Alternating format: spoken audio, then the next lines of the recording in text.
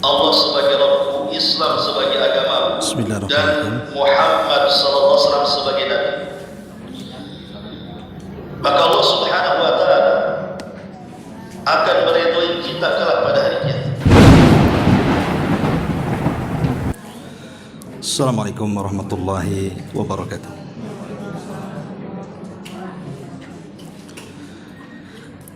Alhamdulillah wassalatu wassalamu ala Rasulillah wa ala alihi wa sahbihi wa mawalah wa la hawla wa la quwata illa billahi wa ba'du. Alhamdulillah, segala puja dan puji hanya milik Allah Subhanahu wa ta'ala. Salawat dan juga salam kita hadiahkan kepada Rasul kita Nabi besar Muhammad sallallahu alaihi wa ala alihi wasallam. Hadirin dan hadirat yang dimuliakan Allah Subhanahu wa taala, pembahasan di siang ini kita akan membahas tentang keajaiban kota Mekah, khususnya Ka'bah. Ma'asyiral muslimin wal muslimat rahimani wa rahimakumullah. Al-Imam Ibnul Qayyim rahimahullahu ta'ala mengatakan bahwa tidak ada tempat terbaik di dunia melebihi Makkah. Makanya Allah Subhanahu wa ta'ala sampai bersumpah dua kali. Pertama dalam surah At-Tin ayat 3, wa hadzal baladil amin, dan inilah negeri yang aman. Dan yang kedua dalam suratul Balad ayat pertama, la uqsimu bihadzal balad. Dan dalam kaidah tafsir, tidaklah Allah Subhanahu wa taala bersumpah dengan makhluknya kecuali makhluk itu punya keistimewaan yang luar biasa di sisi Allah Azza wa Jalla. Maknanya ketika Allah bersumpah dengan Ka'bah dan dengan negeri Mekah ini, karena negeri tersebut banyak keistimewaan dan keutamaan yang luar biasa. Ma'asyiral muslimin yang dimuliakan Allah Subhanahu wa taala, di dalam surah Al-Imran ayat 97 Allah Subhanahu wa ta'ala berfirman, fihi ayatun bayyinatun. Di Mekah itu banyak tanda-tanda kuasa-kuasa Allah yang jelas. Artinya orang yang mengunjungi kota Mekah, baik haji ataupun umrah, maka akan menyaksikan banyak keajaiban-keajaiban dari tanda-tanda kuasa Allah Subhanahu wa ta'ala yang tidak terdapat di negeri-negeri yang lainnya. Ya, karena memang Allah Subhanahu wa ta'ala sudah memilih Mekah sebagai tempat suci di dunia sebelum Allah menciptakan manusia. Jadi sudah dipilihkan Mekah itu tempat yang suci sebelum Allah menciptakan manusia. Dan Allah Subhanahu wa ta'ala akan tetap menjaga kesucian itu sejak zaman Adam sampai era Ibrahim alaihi salam, sampai era Nabi kita Muhammad sallallahu alaihi wasallam, sampai hari ini. Bahkan sampai Ka'bah dihancurkan. Kalau Ka'bah sudah dihancurkan, maka Allah akan kiamatkan. Sebagaimana hadis yang ma'ruf, bahwa di akhir zaman itu ada orang datang dari Ethiopia, namanya Dzu Suwaiqataini. Dia membawa pasukan besar, kemudian menghancurkan Ka'bah sekeping demi sekeping sampai dia curi pembendaraan di dalam Ka'bah itu.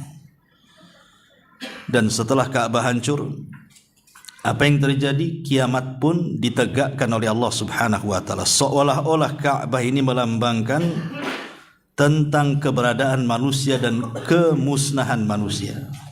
Selama Ka'bah berdiri, maka manusia akan tetap hidup. Artinya tidak dimusnahkan semuanya.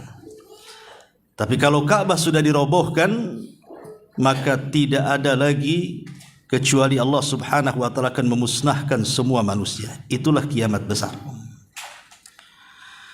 Ma'asyiral muslimin yang dimuliakan Allah Subhanahu wa taala, ada beberapa poin yang ingin saya jelaskan. Pertama, tadi saya sudah jelaskan bahwa Allah telah memilih tanah haram Mekah itu untuk Nabi kita Muhammad sallallahu alaihi wasallam. Makanya Nabi sallallahu alaihi wasallam dilahirkan di kota Mekah dan diturunkan wahyu di kota Mekah. Diangkatnya beliau menjadi nabi dan rasul juga di kota Mekah. Bahkan dalam peristiwa besar Isra dan Mi'raj pun terjadi dari kota Mekah. Ini keistimewaan yang luar biasa. Memang Allah peruntukkan negeri Mekah ini untuk rasul kita.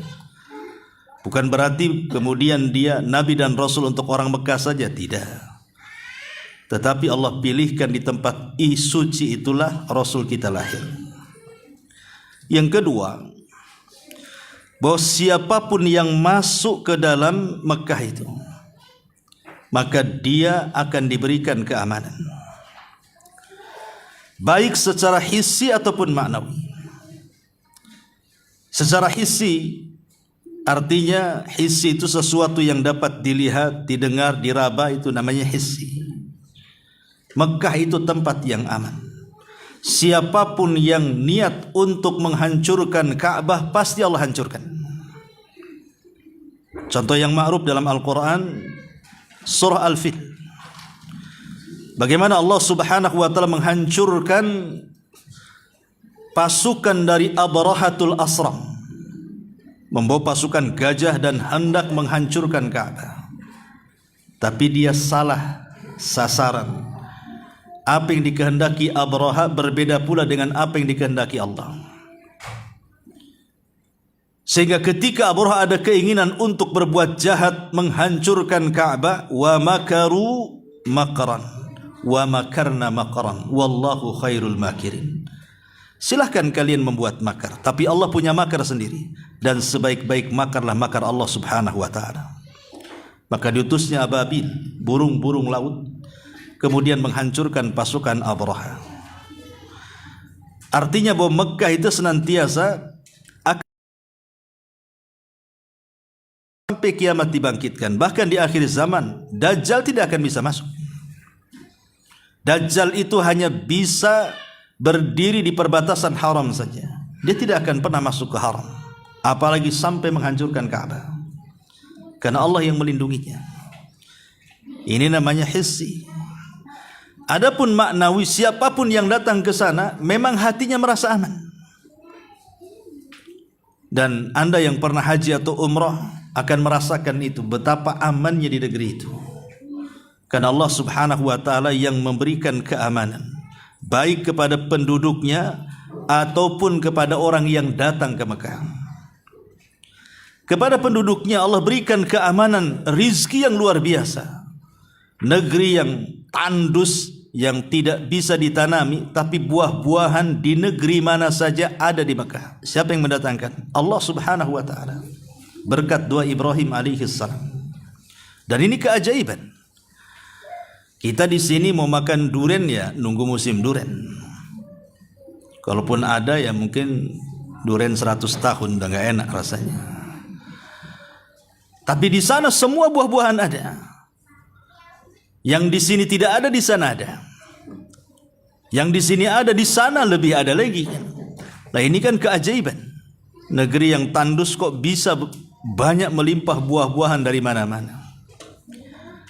Kemudian juga yang ketiga, bahwa negeri Mekah ini adalah Baitul Huda wal Barakati. Dia negeri terpancarnya petunjuk dan juga barakah. Tadi saya sudah singgung, karena dari negeri ini lahirlah Rasul kita Muhammad sallallahu alaihi wasallam. Kemudian dari negeri ini pula tersebarnya Islam ke Madinah, kemudian menyebar ke seantero dunia. Dan ini sebuah keajaiban, bahwa dari tempat yang terpencil di sekitar Mekah, kabilah Quraisy, bisa mengirim hidayah ke semua penjuru dunia dan membawa keberkahan, karena siapapun yang memeluk agama Nabi SAW pasti diberikan keberkahan. Ini yang ketiga. Kemudian yang keempat, banyak tanda-tanda kuasa di situ. Di antaranya ada Hajar Aswad.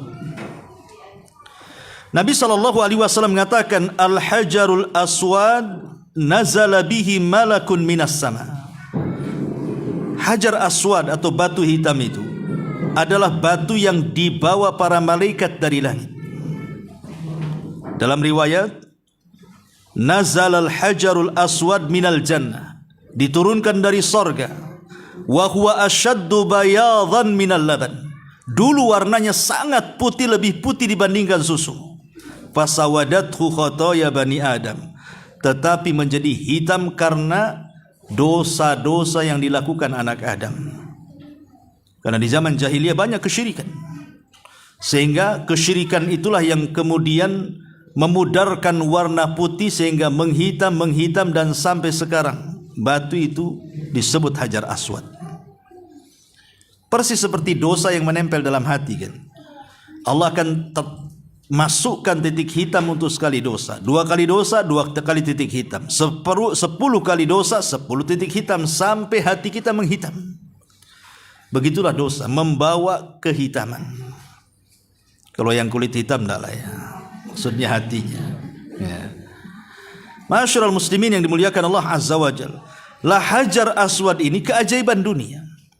Dan ingat secara fikih, tidak ada batu yang boleh dicium ataupun diusap yang mencium dan mengusapnya dapat pahala dan dalam rangka ta'abbud dan beribadah kepada Allah kecuali Hajar Aswad. Maka kalau ada batu-batu selain Hajar Aswad sampai dicium, sampai diusap, apalagi sampai diambil berkahnya, maka dustakan itu semuanya. Jangan percaya. Dulu ada bocah kecil namanya Ponari. Masih kenal Ponari? Mudah-mudahan dapat hidayah. Nemu batu namanya batu petir. Menciumnya dalam berkahnya. Jadi kita mencium dan mengusap itu bukan dalam rangka mencari berkah, tapi dalam Allah. Sebagaimana perkataan Umar bin Khattab, mencium Hajar Aswad setelah tawaf. Wallahi inni la a'lamu annaka la tadhurru wa la tanfa. Alaihi wasallam qabbalaka ma qabbaltuka. Wahai batu, kata Umar, aku tahu engkau ini seonggok batu saja, tidak. Kalau bukan karena aku melihat Rasul mencium engkau, aku tidak akan mencium engkau. Dari sini bahwa menciumnya karena Rasul menciumnya.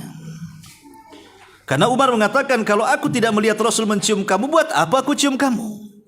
Berarti menciumnya Umar bukan mencari berkah dari batu, tetapi dalam rangka ta'abbud dan beribadah, mencontoh Nabi. Karena Rasul mencium, aku cium. Kalau Rasul tak cium, aku tak cium. Begitulah para sahabat Nabi SAW. Tapi lihat hari ini, ada orang yang mencium Hajar Aswad, mengusap Hajar Aswad, habis diusapkan ke mukanya, diusapkan ke bajunya, diusapkan ke dirinya, ke anak-anaknya yang digendong. Entah apa maksudnya. Padahal sunnahnya hanya mencium atau mengusap, kemudian bekas usapannya cuman kita cium gitu saja, bukan dioles-oles ke seluruh badan. Untuk apa? Karena tidak ada berkahnya. Itu hanya batu yang memang betul dari sorga, tetapi tidak ada batu yang boleh dicium ataupun diusap dalam rangka beribadah kecuali hanya Hajar Aswad saja. Kalau Hajar Aswad saja kita tidak boleh tabaruk di situ, meminta berkah. Karena itu hanya batu saja. Kalau minta berkah langsung kepada Allah. Di Mekah tempat mustajab, ngapain ke batu minta? Minta langsung kepada Allah Subhanahu wa taala. Artinya kalau batu semulia Hajar Aswad yang datang dari sorga saja tidak boleh dimintai berkah, macam mana pula batu-batu yang lainnya, pohon-pohon yang lainnya, tempat-tempat keramat yang lainnya, kuburan-kuburan dan begitu seterusnya. Maka ini menyimpang sangat jauh. Kemudian juga di sana ada makam Ibrahim. Ini juga salah kaprah. Makam Ibrahim itu tidak dicium dan tidak diusap, dilewati saja. Tapi ada orang yang karena tidak bisa mencium Hajar Aswad, dia cium pula makam Ibrahim. Tidak bisa mengusap Hajar Aswad, dia mengusap pula makam Ibrahim. Tidak ada dalam manasik haji atau umrah mengusap atau mencium makam Ibrahim. Ya betul, makam Ibrahim adalah salah satu keajaiban dunia. Karena di dalam makam itu ada mutiara yang sangat luar biasa dan ada cap kaki Nabi Ibrahim.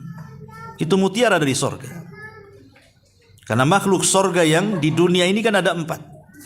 1, Sungai Nil dan Efrat. Kemudian yang kedua, Hajar Aswad dan makam Ibrahim. Lah ini turun dari sorga. Maksudnya Sungai Nil dan Efrat itu maksudnya air yang pertama. Kalau sekarang ya airnya ya air dunia lah. Awal air yang memenuhi Sungai Efrat dan juga Sungai Nil itu dari sorga. Sama dengan penciptaan manusia. Awalnya dari tanah. Apa sekarang kemudian dari tanah? Kalau ingin buktikan dari tanah, gores tuh tangan, keluar tanah apa keluar darah? Berarti kita sudah tidak dari tanah lagi. Itu Adam saja yang dari tanah. Lah begitu juga Efrat dan Nil. Awalnya saja airnya dari sorga, kemudian diganti dengan air karena lamanya waktu, maka Allah turunkan hujan. Dari hujan itulah memenuhi Sungai Nil dan Efrat. Tetapi Hajar Aswad dan makam Ibrahim itu memang makhluk dari sorga. Betul itu dari sorga. Tapi sekali lagi karena kita tidak diperintahkan untuk mencium atau mengusap, tidak perlu. Dan keajaiban makam Ibrahim itu, makam Ibrahim dulunya melekat dengan Ka'bah. Dia tidak terpisah dengan Ka'bah. Makam Ibrahim itu melekat dengan Ka'bah. Dan dituafi oleh orang-orang musyrik di zaman jahiliyah. Tetapi dari sekian berhala yang bertengger sekitar 350 lebih di sekitar Ka'bah itu, tidak ada satupun orang-orang musyrik jahiliyah yang menyembah makam Ibrahim. Padahal mereka menyembah batu. Dan makam Ibrahim itu batu. Dan mereka sudah tahu keutamaan makam Ibrahim. Tetapi Allah takdirkan dengan kuasanya tidak ada orang musyrik yang menyembah makam Ibrahim. Sehingga ketika kemudian kaum muslimin sholat di belakang makam Ibrahim, tidak ada yang mencela. Sebab kalau seandainya sempat disembah orang-orang musyrik, apa kata mereka? Lihat orang-orang Islam sedang sholat di hadapan berhala, kan begitu. Tapi tidak terjadi. Lalu kenapa kemudian makam Ibrahim ini bergeser sehingga beberapa meter dari arah Ka'bah? Karena keinginan Umar bin Khattab radhiyallahu anhu meminta kepada Rasul untuk digeser. Sebab kalau seandainya tidak digeser, nanti akan bercampur orang tawaf dan orang salat. Dan itu akan membahayakan orang tawaf. Dan juga orang yang salat di belakang makam kan. Maka dijauhkanlah makam dari Ka'bah dan Umar meminta bahwa tempat ini jadikan musalla tempat salat. Maka turun ayat wattakhidhu mim maqami Ibrahima musalla. Ma'asyiral muslimin yang dimuliakan Allah Subhanahu wa taala. Kemudian juga di sana ada air yang disebut dengan Zam-Zam. Tidak ada air di dunia yang kalau diminum dapat pahala dalam rangka beribadah kepada Allah kecuali air Zam-Zam. Kalau kita minum dalam rangka beribadah dapat pahala. Air Zam-Zam itu. Dan tidak ada air yang lebih hebat dibandingkan Zam-Zam. Karena Zam-Zam itu kata Nabi SAW, ma'u Zam-Zam lima syuribalahu. Orang yang meminum air Zam-Zam itu akan dikabulkan setiap permohonannya. Dan ini kesempatan. Alhamdulillah sekarang air Zam-Zam itu sudah sampai di Madinah. Dikelola oleh PT kan itu. Kemudian sampai di Madinah, di Masjid Nabawi itu kalau masuk semua tong-tong Zam-Zam itu banyak. Ya kita minimal sholat 5 waktu. Maka sempatkanlah setiap sholat 5 waktu masuk, ambil gelas, kemudian tuang minum, dan boleh sambil berdiri khusus untuk air Zam-Zam. Tapi kalau yang lain sebaiknya tidak berdiri kan itu. Jadi minum air Zam-Zam, habis minum berdoa. Coba bayangkan 5 kali sehari kita bisa minum air Zam-Zam. Setiap masuk masjid minum, setiap masuk masjid minum, sepuasnya. Ya, dan bisa berdoa di situ. Nanti Mekah lagi sama. Ya, tapi jangan mandi di situ. Ya, ada khusus mandi. Artinya bahwa di sini bagaimana Allah Subhanahu wa taala sudah memberikan takdir kepada kita dengan keluarnya air yang penuh dengan berkah, yang kalau meminumnya dalam rangka beribadah dapat pahala. Maka kalau ada air selain air Zam-Zam yang diminum dapat pahala ataupun lebih daripada itu berkah, maka jangan benarkan, tidak ada. Seberkah-berkahnya air Zam-Zam saja, kita tidak boleh tabaruk dengan air Zam-Zam. Tabaruk itu kepada Allah, minta berkah itu kepada Allah, bukan kepada air. Ya. Ketika kita minum itu dalam rangka ta'abudan saja, ya, beribadah kepada Allah, kemudian berdoa. Kalau air Zam-Zam saja kita tidak minta tabaruk kepada air, macam mana air-air yang lainnya? Macam mana air-air yang lainnya kan? Yang sekarang banyak air-air dijual oleh oknum-oknum yang mengaku ustaz atau ustazah atau kiai apa kan itu. Oknum lah ya, saya katakan. Ya, kadang-kadang air ini udah disolawati sekian kali, harganya sekian. Anda sedang bisnis atau apa kan? Ya. Jadi dari sini kita tahu bahwa ini air yang luar biasa. Kapan kemudian air ini muncul? Dan ingat, ikhwatu fillah muliakan Allah Azza wa Jalla, Makkah itu tanah gersang, tanah yang tandus, susah mendapatkan air. Tapi sejak Zam-Zam itu ditusuk oleh satu sayap malaikat Jibril persis di kaki, dekat kakinya Ismail alaihi salam, kemudian muncrat ke bumi. Maka kemudian Hajar ketika itu saking senangnya dia sudah putar-putar cari air kok nggak dapat, tiba-tiba kemudian memancar air dalam tanah. Saking senangnya dia lantas membuat kolam. Jadi ambil tanah itu sambil dibuat kolam begini, sambil bicara Zam, Zam, Zam, Zam. Zam-Zam itu artinya mengumpulkan tanah, menggundukkan tanah. Ya, akhirnya jadilah kolam. Maka sejak itu air disebut Zam-Zam. Ya. Lah sejak itu air, dan anehnya air itu tidak pernah kering sampai sekarang kan. Sejak zaman ditusuknya sumur itu oleh sayap sayap malaikat Jibril di samping kaki Ismail sampai hari ini. Mana ada ceritanya surut Zam-Zam itu? Dan tidak diketahui dari mana sumbernya. Padahal itu negeri gersang.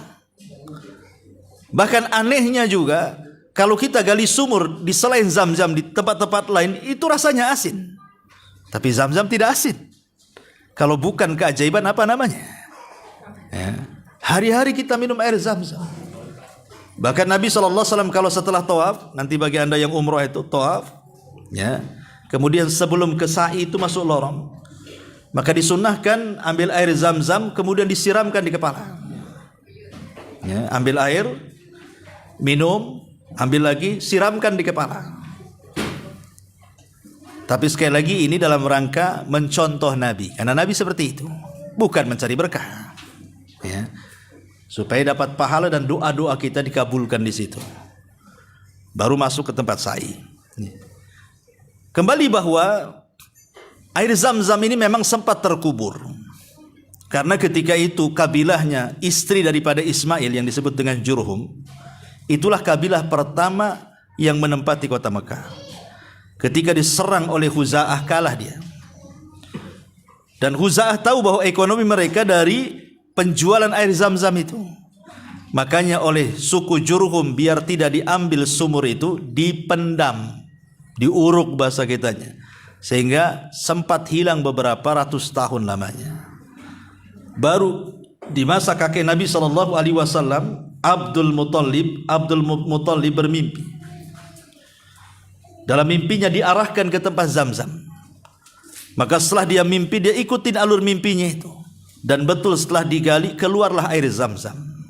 Yang dulu ditimbun oleh suku Jurhum, digali lagi oleh Abdul Muthalib kakek Nabi SAW dan dijaga oleh seluruh keturunannya sampai hari ini. Alhamdulillah, dengan teknologi yang luar biasa sekarang memudahkan Zam-Zam itu untuk diambil dengan mesin. Kalau dulu kan pakai timba tuh, 30 meter itu kan dalam tuh. Kalau nyemplung itu udah nggak tahu tuh. Tapi yang jelas bahwa itu air berkah karena memang posisinya juga tidak jauh dari Ka'bah, posisi sumber Zam-Zam itu. Dan ini keajaiban dunia juga air Zam-Zam ini. Ma'asyiral muslimin wal muslimat rahimani wa rahimakumullah. Ya tentu selain daripada itu dia bisa untuk pengganti makan. Bahkan ada seorang ulama, saya lupa namanya, dia sempat tersesat selama 3 bulan di padang pasir. Tidak ada makanan kecuali hanya air Zam-Zam saja. Jadi selama 3 bulan dia minum Zam-Zam saja. Dan seolah-olah sudah mewakili makan. Artinya kan ada apa di dalam air Zam-Zam ini? Kita saja kalau 2 hari minum teruskan air mineral ini, apa enggak menggigil tuh kelaparan kan? Kalau air Zam-Zam tidak. Kalau Anda tidak percaya, buktikan saja. Pagi minum 1 tong gitu. Nanti siang minum lagi, sore minum lagi. Ya kan tidak ada masalah, dibuktikan saja karena memang itu bisa mewakili nutrisi dari nasi lah kalau kita di sini kan. Setara dengan itu. Jadi dari kesehatan itu banyak sekali, bahkan peneliti dari Jepang saya baca itu, ya, mereka mengatakan bahwa kepadatan molekul air Zam-Zam ini sudah bisa untuk menyembuhkan banyak penyakit. Jadi detox dia. Apalagi kalau sudah Zam-Zam dibacakan Quran lagi, makin padat lagi kan gitu. Makin bisa lagi membuang racun. Ma'asyiral muslimin wal muslimat rahimani wa rahimakumullah. Ya. Apalagi di situ ada air Zam-Zam, ada makam Ibrahim, kemudian juga ada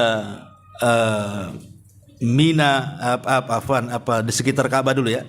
Ada tempat sa'i. Di situ ada 2 bukit sebenarnya. Tapi karena perkembangan zaman bukitnya kemudian dipapas. Jadi tidak tinggi lagi Safa Marwah, bukan tinggi Safa Marwah itu. Oleh kerajaan Saudi ya, mungkin kayak kita di Batam ini dulu banyak bukit dipapas di perumahan semua kan. Tapi masih ditinggalkan bukit itu untuk menunjukkan ini Safa, ini Marwah. Alhamdulillah. Dan itu keajaiban. Disinilah kenapa sampai ada syariat sa'i di antara Safa dan Marwah ini. Karena saat Ibrahim alaihi salatu wassalam kemudian diperintahkan Allah untuk mengunjungi rumahnya yang ada di Mekah. Tiba-tiba kemudian Ibrahim diperintahkan Allah untuk menempatkan putra tercintanya Ismail dan istri tercintanya Hajar di situ. Kemudian pergi begitu saja. Sampai Hajar mengatakan, "Ala man tatrukuni?" Kepada siapa engkau menyerahkan aku wahai Ibrahim? Menitipkan aku kepada siapa? Enggak ada orang di sini. Tapi Ibrahim dilarang bicara, bahkan menengok pun dilarang. Dan itu ujian yang berat. Berpuluh-puluh tahun ingin punya anak, setelah punya anak disuruh dipisahkan, kemudian tidak ada perpisahan yang mengenakkan, langsung pergi, tidak bicara, tidak boleh menengok. Coba kan. Allah hendak menguji Ibrahim. Karena kita tahu bahwa Ibrahim itu kan kekasih Allah. Dari seluruh para nabi dan rasul yang menjadi kekasih Allah itu 2. Pertama Ibrahim dan yang kedua Nabi kita Muhammad sallallahu alaihi wasallam. Dua-duanya kekasih Allah. Yang namanya kekasih tentu harus memberikan ujian soal kecintaannya. Apakah bulat kecintaannya kepada Allah ataukah sudah berbagi dengan Ismail dan juga istrinya? Makanya sengaja kemudian ditaruh di situ. Tapi Ibrahim memang kekasih Allah, dia bulat hanya karena Allah subhanahu wa ta'ala. Kalau itu sudah perintah Allah, sami'na wa ata'na, ditinggalkan.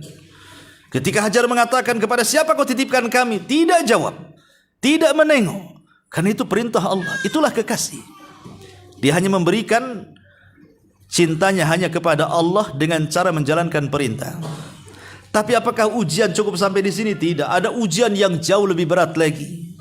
Ketika sudah lama Ibrahim tidak berjumpa dengan anaknya, tiba-tiba kemudian ada perintah untuk menyembelihnya.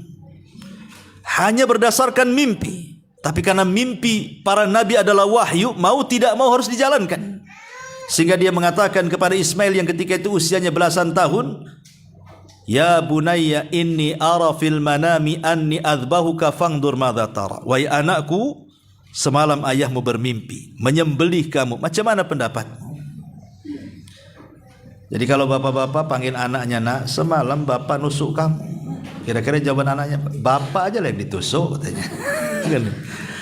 Tapi karena Ismail adalah didikan wanita yang luar biasa, tawakalnya kepada Allah Azza wa Jalla.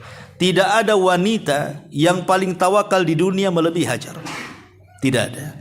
Bahkan tidak ada laki-laki yang bisa menandingi tawakalnya Hajar. Coba bayangkan, dia ditinggal di sebuah lembah kering kelontang, padang pasir, bukit berbatu, tidak ada manusia, tidak ada hewan, tidak ada tumbuhan, tidak ada makanan, tidak ada minuman. Apa yang terpikir? Matilah di situ. Tapi Hajar dengan tegas mengatakan, kalau ini perintah Allah, wahai Ibrahim, idhab falan yudayyi'an Allah. Pergi ke sana, pulang sana, Allah pasti tidak menyanyiakan saya di sini. Itu sudah jelas-jelas. Nah, sekarang nih, bapak ini mau safar, jangan kasih duit istri. Mau safar lama, ya. Tawakal nggak tuh? Nggak akan tawakal. Abang silahkan setahun pergi 1 miliar tinggalkan. Nggak apa-apa, mau 2 tahun nggak apa-apa. Jadi lihat bagaimana Hajar ini luar biasa. Dan ini juga ada sebuah faedah besar. Ketika Hajar ini wanita berakal, membiarkan suaminya karena itu perintah Allah Subhanahu wa taala, maka istri yang salehah tidak menghalang-halangi suaminya yang mau beribadah kepada Allah. Karena banyak suami-suami ini terhalang ibadahnya karena istri. Contoh kecil, birrul walidain. Suami ini ingin birrul walidain, berbakti kepada orang tuanya, mau transfer uang lebih banyak dibandingkan istrinya. Wah, ada muring-muring. Perang dunia Israel sama Palestina. Ya. Karena ada kisahnya, ada istri ngancam mau minta cerai sama suaminya gara-gara ketahuan ngirim orang tuanya. Jadi suaminya selama ini dia tidak pernah memberitahukan, sekali ketahuan, wah itu minta cerai. Sampai ada istri yang seperti itu. Padahal istri ini kalau dia punya akal, dengan membiarkan dan mendorong suaminya kemudian menolong orang tuanya, itu bab min abwabir rizki. Justru di situ rizkinya akan mengalir di situ. Dia tidak paham bahwa di antara pembuka pintu rizki itu birrul walidain. Lihat Ibrahim ini dibiarkan karena tahu nggak mungkin Hajar itu kemudian ngentel, kemudian dikejar gitu, nggak boleh pergi, enggak, dibiarkan karena tahu ini perintah Allah. Ya. Jadi ini juga faedah yang besar bagi mama. Ya. Kemudian juga di antara keistimewaannya adalah awwalu masjidin wudhi'a fil ardi. Di mana Masjidil Haram itu adalah masjid pertama yang dibangun di atas permukaan bumi. Jarak Masjidil Haram dengan Masjidil Aqsa itu 40 tahun. Dan yang membangun dua-duanya Nabi Ibrahim. Jadi Ibrahim membuat haram dulu. Setelah kemudian membuat Masjidil Haram, baru 40 tahun setelahnya dia pulang ke Syam kemudian mendirikan Masjidil Aqsa. Dan jaraknya 40 tahun. Artinya itu masjid tertua, di mana tidak ada sejengkal bumi di dunia ini yang pertama kali Allah diibadahi kecuali di Mekah. Belum ada orang yang beribadah kepada Allah kecuali negeri itulah pertama kali Adam sujud kepada Allah Subhanahu wa taala. Ma'asyiral muslimin wal muslimat rahimani wa rahimakumullah. Bahkan kalau kita lihat kemuliaan dan keistimewaan Ka'bah ini, sampai ketika salat orang tidak boleh meludah ke arah kiblat. Kalau memang orang harus meludah dalam salat, itu boleh, tapi ludahkan ke arah kiri. Jangan meludah ke arah kiblat, karena itu dosa besar, tidak boleh. Bahkan Imam Nawawi rahimahullahu ta'ala itu bukan membatasi salat saja, sampai di luar salat. Imam Nawawi itu sampai memfatwakan di luar salat pun tidak boleh kita meludah ke arah Ka'bah, ke arah kiblat, apalagi dalam salat. Walaupun ada ulama mengatakan bahwa hadis itu hanya khusus dalam sholat, tapi ulama yang lain seperti Imam Nawawi itu sampai melarang tidak boleh meludah ke arah Ka'bah demi kesucian Ka'bah. Bahkan sholat-sholat besar seperti istisqa, kemudian sholat gerhana, sholat id, itu semua hadis-hadis Nabi SAW menyunahkan untuk dilakukan di tanah lapang, kecuali Masjidil Haram. Di Masjidil Haram, kalau sholat id, sholat istisqa, sholat gerhana, sholat-sholat besar, semua di dalam masjid. Tapi kalau masjid-masjid yang lainnya tidak disunahkan, ya, mereka disunahkan di tanah lapang kan, hatta di Madinah sekalipun. Dan ini keistimewaan. Bahkan lebih daripada itu, kalau kita bisa sholat 1 rakaat saja, sholat witir umpamanya 1 rakaat dengan surat yang paling pendek, Inna a'tainakal kautsar, itu surat favorit, ya, itu sama dengan sholat witir 100.000 kali sholat di masjid-masjid Batam. Bayangkan 100.000 kali sholat witir. Usia kita aja gak sampai segitu.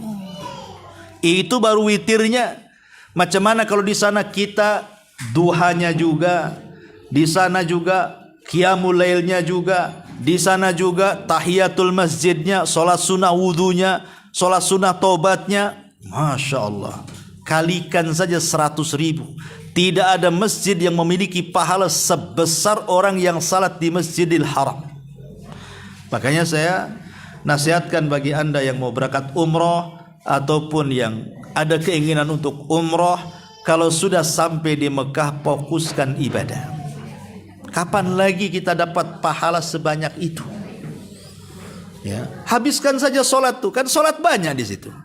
Mau malamnya, mau siangnya, mau paginya, sholat banyak di situ. Lakukan. Apalagi wajibnya kan itu. Tapi kemudian kalau sudah sholat wajib 5 waktu, kan di sana berapa hari Pak Edi? 6 hari ya? Kalau di Mekah itu kita umroh. Di Mekahnya 6 hari. Berarti 6 hari kan itu. 1 harinya 5 waktu kali 6. Bayangkan 30 kalilah 100.000 kali sholat di masjid. Pulang ke Batam tak mau sholat. Alasannya sudah ada stok katanya. Kan saya sudah nyetok itu di sana. 1 kali sholat duhur nih kan, berarti 100.000 kali sholat duhur di masjid sini. Kenapa tak sholat? Masih ada stok saya. Enggak, bukan begitu maknanya. Ya, bukan begitu. Itu hanya perbandingan pahala, bukan menggugurkan dosa. Kalau begitu bisa dibalik nantinya. Pamannya Rasul mengatakan, barang siapa yang sholat subuh kemudian zikir tidak beranjak dari tempatnya sampai syuruk, kemudian sholat 2 rakaat, pahalanya sama dengan haji dan umroh secara sempurna. Saya tak mau haji, walaupun ada duit, saya sudah haji kok. Ya, saya nggak mau umroh, saya sudah umroh. Kapan tuh kemarin di Masjid Anu? Bisa. Itu hanya bercerita pahala, bukan cerita soal ibadahnya. Ibadah tetap wajib, harus 5 waktu sehari. Bahkan Nabi SAW saja yang sholat di Masjidil Haram, tetap dia sholat sampai akhir hayatnya. Makanya ini luar biasa, secara fikihnya saja orang yang sholat di situ luar biasa. Bahkan orang-orang yang kemudian berusaha untuk memakmurkan bukan hanya sholatnya, mungkin di situ dicampur zikirnya, campur baca Qurannya, ya, kemudian campur sedekahnya di sana, itu berlipat ganda tuh. Makanya kenapa orang-orang yang berniat jahat itu dosa besar. Jangan lagi berbuat jahat di negeri Mekah. Baru dari Batam ini sudah ada niat jahat. Sekalian umroh, sekalian nyopet lah umpamanya. Itu kan ada niat jahat tuh. Itu sudah zalim itu. Sudah Allah ancam, nudzikhu bil adzabil alim. Kata Al-Quran, kami akan siksa dia dengan azab yang pedih. Jadi sampai Allah mengatakan, kami akan siksa dengan azab yang pedih orang yang ada niat, baru ada niat loh ya. Belum melakukan copetnya, belum nyopet. Baru niat mau umroh, sekalian nyopet. Itu saja sudah dapat ancaman. akan dimasukkan ke dalam azab yang sangat pedih. Macam mana betul pula di sana nyopet, naudzubillah. Nah, makanya kemuliaan, keagungan, keajaiban Mekah ini sangat luar biasa. Ya, dan tentu orang yang melihat tidak sama dengan orang yang mendengar. Laisal khabaru kal muayana. Tidak sama orang yang mendapatkan berita dengan orang yang melihat langsung. Kayak bapak-bapak yang nggak pernah umroh atau belum pernah haji, saya cerita kan cerita namanya, saya bercerita.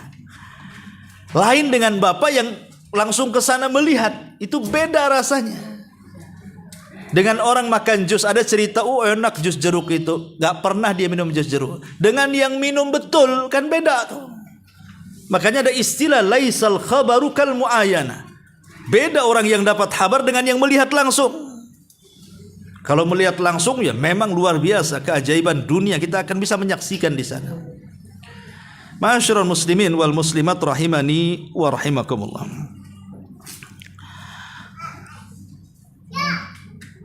Abdullah ibn Abbas radhiyallahu anhuma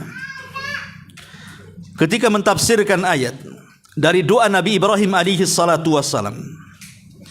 Ibrahim alaihi salatu wassalam ketika meninggalkan Hajar dan Ismail berdoa apa? Rabbana inni askantu min dzurriyyati biwadin ghairi dzar'in inda baitikal muharram. Rabbana liyuqimus shalah faj'al af'idatan minan nasi tahwi ilaihim warzuqhum minats thamarati la'allahum yashkurun. Ya Rabb kami, kata Ibrahim, kami menempatkan anak keturunanku di sebuah lembah yang gersang, tidak ada tanaman di sisi rumahmu yang mulia. Ya Rabb kami, hendaklah mereka menegakkan salat, maksudnya anak cucunya, agar mereka senantiasa menegakkan salat, dan jadikan hati-hati manusia senantiasa condong ke arah sini, maksudnya ke arah Ka'bah. Dan ini keajaiban, siapapun yang pernah umroh haji pasti ingin balik lagi. Karena memang Allah yang mengatakan, jadi Allah yang menanamkan kecintaan kita itu ke sana. Allah mengatakan faj'al af'idatan minan nas, ya Allah jadikan hati-hati manusia itu senantiasa terikat dengan tempat ini. Ini doa Ibrahim dalam Quran. Anda yang pernah umrah pasti merasakan kalau ada uang ingin berangkat lagi, kalau uang ingin berangkat lagi. Memang seperti itu. Tapi kalau rekreasi ke Barelang, capek, udah 2 kali ke sana. Cari lain lagi lah katanya kan. Kalau tempat lain tuh bosan itu. Pasti bosan, mau ke luar negeri, mau ke Singapura, mau ke Australia, mau ke mana, bosan, pasti milih tempat lainnya. Tapi kalau ke Mekah itu nggak ada bosannya. Saya jamin nggak akan bosan. Dan Allah akan ganti setiap yang datang ke sana sebagai tamu, Allah akan ganti biayanya. Bagaimanapun caranya. Karena di antara hadis Nabi SAW, ikutilah haji dengan umrahmu, fa innahuma yanfiyanil faqra, karena keduanya bisa menghilangkan kefakiran, kata Rasul. Allah akan ganti. Boleh jadi mungkin kehidupannya lebih baik lagi, hatinya lebih tenang lagi, anak-anaknya lebih soleh lagi. Kan ganti itu macam-macam. Tidak dalam bentuk uang, dalam bentuk yang lainnya. Allah Maha tahu dengan hajat dan kebutuhan kita. Pasti Allah akan ganti semuanya. Karena kita datang sebagai tamu Allah Subhanahu wa taala, di mana sebagai tamu dalam hadis Rasulullah itu bahwa orang-orang yang datang ke Mekah itu jadikan tamu-tamu Allah, apapun yang diminta Allah kabulkan. Maka jangan sia-siakan berdoa di sana. Jangan sia-siakan berdoa di sana. Ma'asyiral muslimin wal muslimat rahimani wa rahimakumullah. Dan berdoa di tanah haram itu mustajab. Di tanah haram itu mustajab.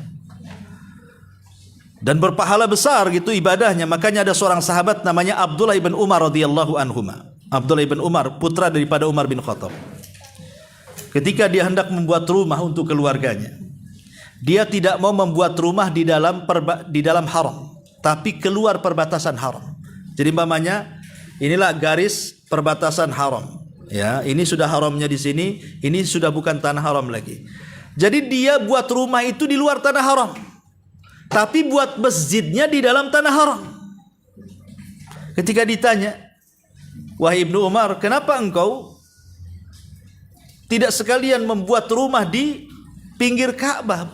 Bukankah kau dekat tetangganya Ka'bah? Kenapa kau jauh-jauh buat rumah sampai keluar perbatasan? Kenapa tidak dalam haram? Tapi kalau dia buat masjid justru dimasukkan di tanah haram. Apa jawaban Ibnu Umar? Karena kalau seandainya aku, istriku, anak-anakku berbuat dosa, maka dosa mereka tidak besar. Tapi kalau seandainya rumahku ada di dalam tanah haram, kemudian melakukan dosa, maka dosanya dilipat gandakan. Tapi kalau aku ibadah, sengaja aku buat masjid masuk di tanah haram, karena 1 kali solat sama dengan 100.000 kali solat. Ya. Karena beda kalau haram dengan Madinah ya. Kalau haram itu, kita solat di masjid mana saja, asal masih tanah haram, itu pahalanya sama. Tapi kalau di Masjid Nabawi, beda. Kalau tidak solat di Masjid Nabawi, walaupun di masjid-masjid yang lainnya masuk pada tanah haram Madinah, maka tetap sama dengan masjid-masjid kita di sini. Tapi kalau di Masjid Nabawi, Anda akan mendapatkan 1000 kali solat di masjid-masjid yang lain, hanya di Masjid Nabawi saja. Tapi kalau di Masjidil Haram tidak, pokoknya di semua tanah haram. Ya. Ada masjid di situ, solat di situ pahalanya sama 100 kali lipat. Ya. Luar biasa gitu ya. Makanya jangan sia-siakan, mumpung kalau seandainya Allah takdirkan diberangkatkan ke sana, maka jangan sia-siakan untuk beribadah. Masa 6 hari di sana, kemudian dihabiskan dengan jalan-jalan, ya. Jalan-jalan udah dikasih travel biasanya, tapi ini kurang. Jalan sendiri, muterin warung-warung orang Arab tuh, pagi siang. Itu ada waktunya. Ibadah dulu, kalau sudah lelah, capek, refreshing ya nggak apa-apa lah, itulah cari oleh-oleh kan itu ya. Ya, tapi intinya di ibadahnya. Oleh-oleh itu nomor kesekian. Jangan pula itu pula tujuan kita. Jadi luruskan niat, kemudian perbaiki ibadah, dan berdoalah kepada Allah Subhanahu wa taala. Bagi yang belum pernah umrah, minta kepada Allah untuk berangkat umrah. Wallahu alam, karena zuhur cepat sekarang ya. Ini pun sudah jam 11:11. Kita buat tanya jawab saja 10 menit atau 15 menit. Silahkan kalau ada yang mau bertanya.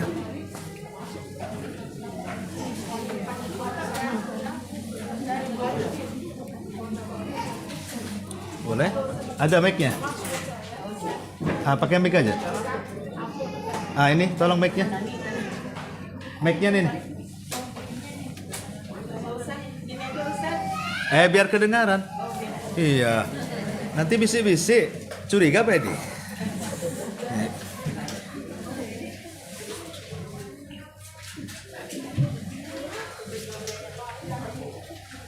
Assalamualaikum warahmatullahi wabarakatuh. Waalaikumsalam. Bismillah. Ustaz, bolehnya kan di tanah haram di daerah Masjidil Haram itu semuanya 100.000 kali. Nah, terus kalau berarti nggak apa-apa ya kalau terputus saf dari Masjidil Haram? Ya misalnya kadang kita terpotong di jalan raya gitu, Ustaz. Ya kalau seandainya jemaahnya membludak sampai ke jalan dan tidak ada tempat di luar, ya masuk. Ya tentu walaupun 100.000 sama di masjid-masjid lainnya, ya sholat di Masjidil Haram lebih afdol karena ada Ka'bahnya. Cuman pahalanya sama, tapi ada tambahan lain karena di dalam haram kan. Sholatnya juga, doanya dan begitu seterusnya kan lebih kalau di situ. Cuman maksudnya yang pahala 100.000 itu saja yang menyebar di semua tanah haram. Tapi kalau di dalam masjid itu ya macam-macam keutamaannya, lebih besar. Lah memang terkadang di sana karena boleh jadi mungkin membludak jamaah, akhirnya kita pula telat datangnya. Ya akhirnya bukan hanya ke teras, sampai ke jalan-jalan kan itu. Ya nggak apa-apa di jalan-jalan. Tapi yang saya heran itu kalau ke Bin Dawud atau ke hotel apa, langsung sholat di situ kan itu ya. Ya tentu menyalahi sunnah. Sah saja sholatnya, tapi menyalahi sunnah kan itu. Ya terputus safnya kan. Jadi karena memutus saf sendiri tidak membatalkan sholat, tetapi kan mengurangi pahala sholat, karena merapatkan saf itu bagian dari kesempurnaan. Berarti kalau tidak rapat apalagi terputus ya tidak sempurna berarti sholatnya. Tapi sah sholatnya karena itu bukan pembatal sholat. Memutus saf itu. Wallahu a'lam. Kedudukan sholat dalam Islam dan keutamaannya. Maka kita lanjut. Pada pertemuan kali ini kita akan membahas seputar sholat-sholat sunnah. Baru kemudian kita bicara tentang sholat-sholat wajib. Ma'asyiral muslimat yang dimuliakan Allah Subhanahu wa ta'ala, sholat sunnah itu banyak ragam dan macamnya, dan masing-masing sholat sunnah ini memiliki keutamaan sendiri-sendiri yang luar biasa. Walaupun tentunya ada sholat sunnah itu yang lebih afdal dibandingkan sunnah yang lainnya, karena sholat sunnah itu kan tingkatan-tingkatan. Tapi secara umum bahwa keutamaan sholat sunnah di dalam Islam juga luar biasa. Pertama, kemarin sudah saya singgung bahwa amalan yang pertama kali akan ditanya oleh Allah Subhanahu wa ta'ala adalah tentang sholatnya. Tentu yang pertama ditanya adalah sholat wajib yang 5 waktu, zuhur, asar, maghrib, isya, subuh, dan begitu rutinitas sehari-hari. 5 waktu sholat. Tetapi bukan berarti sholat sunnah itu juga tidak penting. Bahkan sangat penting sekali, karena sholat sunnah ini menopang sholat wajib. Karena ada 3 perkara yang disebutkan para ulama tentang hal-hal yang bisa menyempurnakan kewajiban sholat wajib yang 5 waktu. Pertama, sholat sunnah. Jadi sholat sunnah itu adalah sholat yang bisa menyempurnakan sholat wajib. Karena begini Bu, sehebat apapun sholat wajib yang ibu lakukan, pasti dalam sholat itu ada hal-hal sebentar Bu, saya lupa mematikan lampu mobil, takut habis akinya Bu.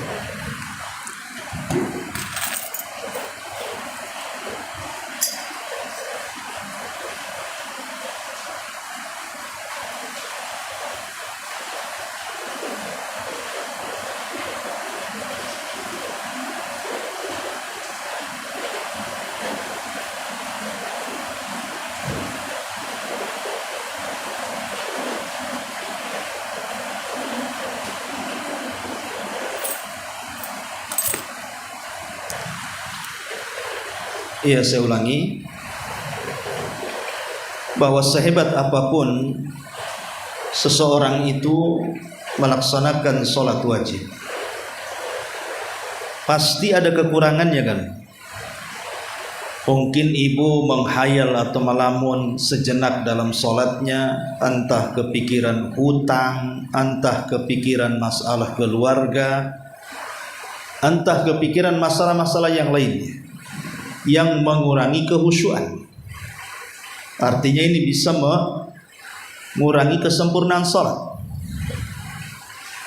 Atau dalam gerakan tidak tumakninah, mungkin rukunya belum lurus, mungkin bacaannya kurang bagus.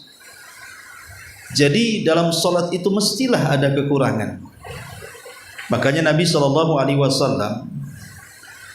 menyebutkan pahala orang yang sholat itu ada yang mendapat separohnya, ada yang mendapat 1/10-nya, 1/4-nya, 1/3-nya, dan begitu seterusnya. Jadi macam-macam tergantung kualitas gerakan, bacaan, khusyuk dan tumanina dalam sholat. Sehingga kita menginginkan sholat yang kita lakukan dalam rangka penghambaan kita kepada Allah Subhanahu wa ta'ala itu ingin mendapatkan kesempurnaan kan. Lah supaya sholat wajib kita yang banyak kekurangan itu bisa menjadi sempurna, lah salah satu yang bisa menyempurnakannya adalah sholat sunnah. Makanya Allah Subhanahu wa ta'ala dalam hadis qudsi mengatakan, lihatlah sholat-sholat sunnah orang itu, karena sesungguhnya sholat-sholat sunnah itu bisa menyempurnakan kewajibannya. Ini yang pertama. Yang kedua yang bisa menyempurnakan sholat adalah zikir setelah sholat. Zikir setelah sholat, minimalnya istighfar 3 kali. Karena istighfar 3 kali ini juga bisa menyempurnakan sholat. Dan arti istighfar itu artinya kita meminta kepada Allah Subhanahu wa ta'ala agar kekurangan-kekurangan sholat itu ditutupi. Dan kalaupun ada hal-hal yang menyimpang dalam salat yang mengakibatkan dia dihisab bahkan diazab pada hari kiamat, maka minta kepada Allah agar tidak diazab. Makanya zikir dalam salat itu penting. Dan yang ketiga tentu sujud sahwi. Itu juga bisa menempel salat. Ma'asyiral muslimat yang dimuliakan Allah Subhanahu wa ta'ala, inilah kenapa kemudian salat sunnah juga tidak bisa dianggap remeh. Yang kedua, salat sunnah juga bisa menghapuskan dosa-dosa dan meningkatkan derajat. Sebagaimana hadis Ma'dan bin Abi Talha al-Yamari radhiyallahu anhu, dia berkata, aku pernah berjumpa dengan Thauban, budak yang dimerdekakan Rasul itu. Lalu aku bertanya kepada Thauban, beritahu kepadaku satu amalan yang karenanya Allah memasukkan aku ke dalam surga. Kemudian Thauban pun terdiam, tidak menjawab. Kemudian ditanya lagi sampai 2 kali, dia pun tidak mau jawab juga. Sampai yang ketiga kali baru Thauban kemudian mengatakan, aku pernah menanyakan hal itu kepada Nabi SAW. Apa jawaban Nabi SAW? Alaika bi kathratis sujudi lillahi fa innaka la tasjuda lillahi sajdatan illa rafa'aka Allahu biha darajatan wa hatta anka biha atau wa hutta anka biha khati'atun. Kata Nabi SAW, hendaklah engkau memperbanyak sujud. Artinya memperbanyak salat. Bukan hanya yang wajib, tapi juga yang sunnah-sunnahnya. Tentu dilakukan karena Allah. Karena tidaklah engkau, kata Rasul, memperbanyak sujud karena Allah, melainkan Allah akan angkat derajatmu dan Allah akan hapus kesalahan. Ini pun diantara keistimewaan salat sunnah. Akan dihapus dosa-dosanya dan diangkat derajatnya. Kemudian yang ketiga, memperbanyak salat sunnah itu, Bu, menjadikan kita akan dekat dengan Nabi. Karena kita di dunia tidak pernah berjumpa Nabi, tentu kita rindu ingin berjumpa Nabi dan berdekatan dengan Nabi. Tapi bukan mustahil kita akan berjumpa dengan Nabi dan duduk bersama Nabi kalau Allah takdirkan kita masuk surga. Karena di zaman Nabi SAW ada Rabi'ah ibn Ka'ab al-Aslami yang sudah sampaikan pada minggu-minggu yang lalu, bahwa dia adalah selalu menolong Nabi SAW dalam menyediakan persediaan air wudhu di tengah malam. Jadi kalau Rasul bangun, biasanya Rabi'ah al-Aslam ini menyediakan air wudhunya atau melayani hajat-hajatnya Nabi SAW yang dihajatkan di malam hari. Karena Nabi SAW manusia yang selalu al-wafa, membalas kebaikan jauh lebih baik daripada orang berbuat baik kepada dia. Maka Rasul bertanya kepada Rabi'ah ibn Ka'b al-Aslami dan mengatakan kepada Rabi'ah al-Aslami ini, engkau sudah banyak membantuku wahai Rabi'ah, maka mintalah sesuatu kepadaku. Maka Rabi'ah ibn Ka'b al-Aslami mengatakan, aku tidak hendak apa-apa wahai Rasul kecuali inni uridu ma'aka fil jannah, aku hanya ingin menjadi temanmu di sorga. Maka Rasul mengatakan, baik, aku akan wujudkan keinginanmu, tapi bantulah aku. Kemudian Rabi'ah mengatakan, apa itu? Maka Rasul mengatakan, fa'inni ala nafsika bi kathrati as-sujudi, bantu mewujudkan keinginanmu dengan cara memperbanyak solat, memperbanyak sujud, memperbanyak solat. Artinya masuk solat wajib dan masuk solat sunnah. Ini yang ketiga. Yang keempat, kita tahu bahwa solat ini adalah sebaik-baik amalan, apakah solat wajib atau solat sunnah.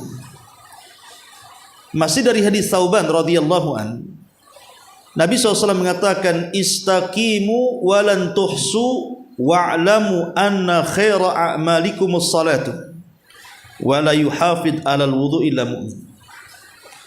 Istiqomahlah kalian, kata Rasul, dan sekali-kali kalian tidak dapat istiqomah dengan sempurna. Ketahuilah, sungguh amalan kalian yang paling utama adalah salat. Tidak ada yang menjaga wudu kecuali seorang mukmin. Dalam hadis ini Rasul mengatakan, amalan terbaik salat. Sesungguhnya sebaik-baik amal kalian, kata Rasul, adalah salat. Jadi dari sekian amalan yang Allah Subhanahu wa taala perintahkan kepada kita, tidaklah lebih baik dibandingkan salat. Ingat bahwa salat ini amalan yang paling baik, jangan pernah ditinggalkan walaupun itu salat sunnah, apalagi wajib. Ya. Ini yang keempat. Yang kelima, orang-orang yang menambah, memperbanyak yang sunnah setelah melaksanakan yang wajib, maka dia sadar ataupun tidak sadar, maka derajatnya akan sampai kepada kewalian, akan menjadi wali-wali Allah Subhanahu wa taala. Sebagaimana Allah Subhanahu wa taala mengatakan, ala inna awliya Allah la khaufun alaihim wa lahum yahzanun alladzina amanu wa kanu yattaqun. Ingatlah, sesungguhnya wali-wali Allah itu tidak ada kekhawatiran dalam hidupnya dan tidak pula ada kesedihan, dan mereka adalah orang-orang yang beriman dan bertakwa.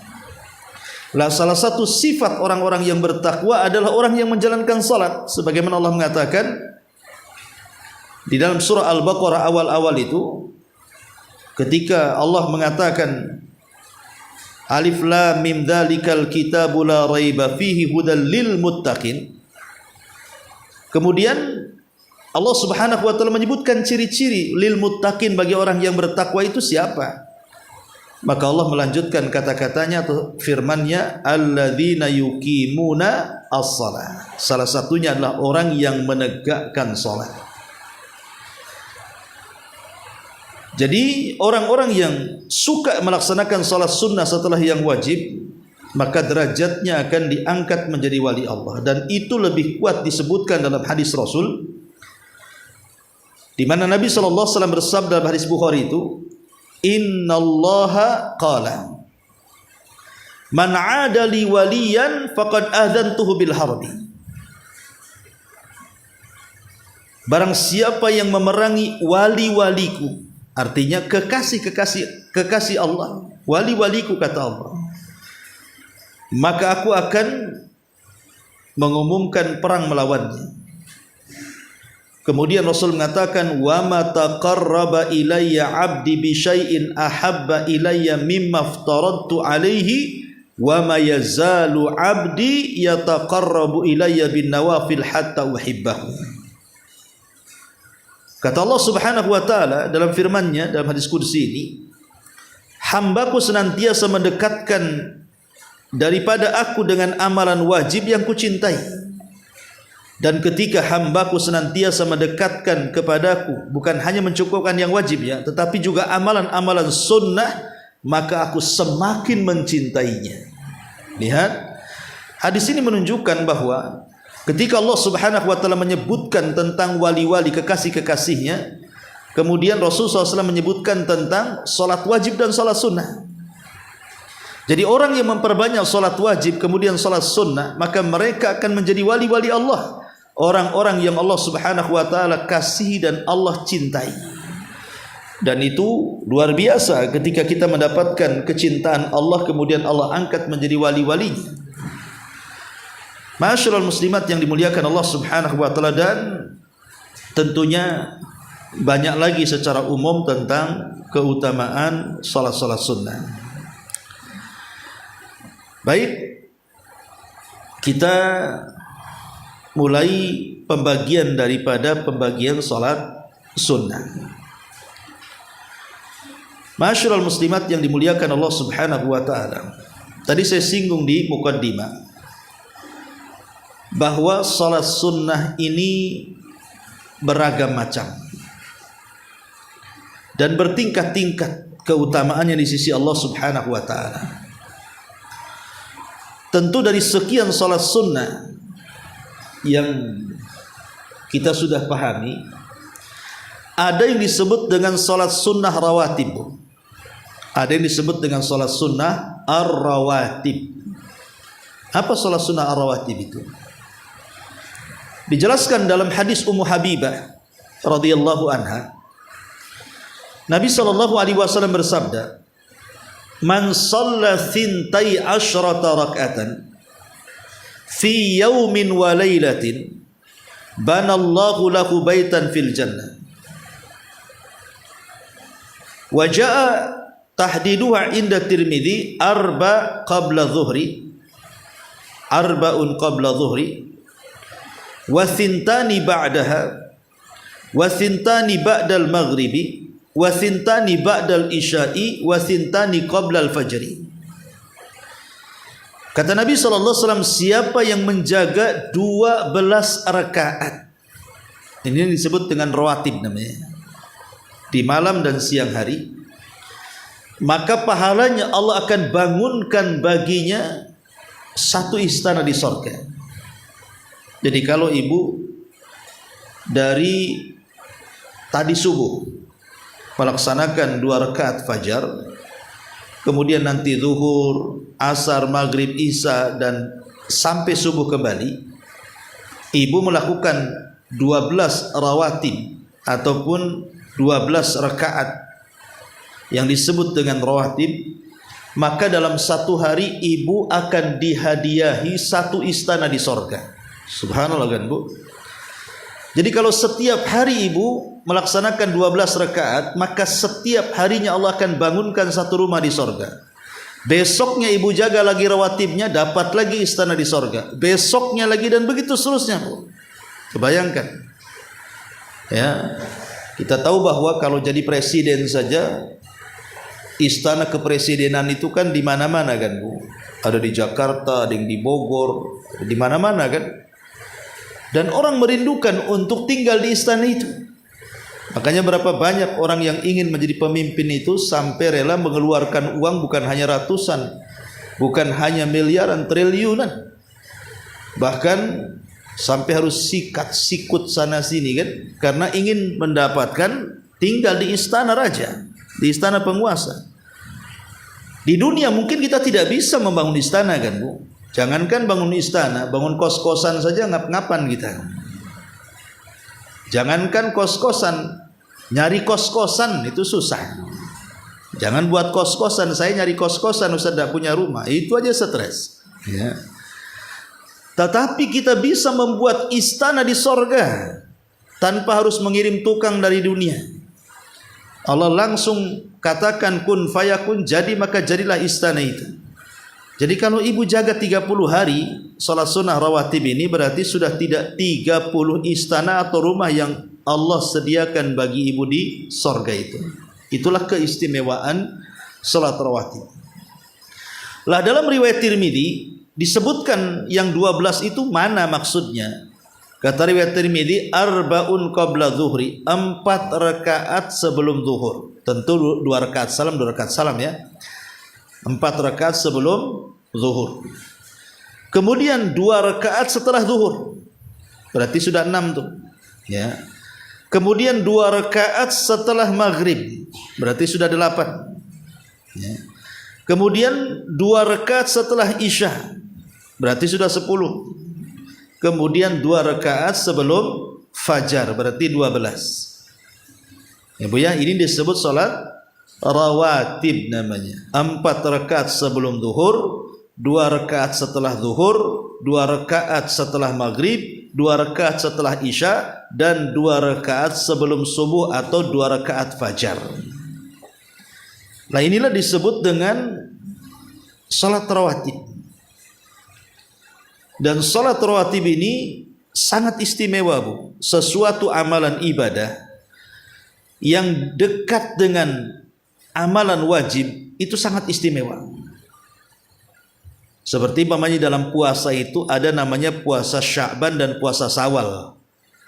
Sya'ban itu sebelum Ramadan, Syawal itu setelah Ramadan. Karena 2 puasa ini berdekatan dengan Ramadan, makanya sangat istimewa.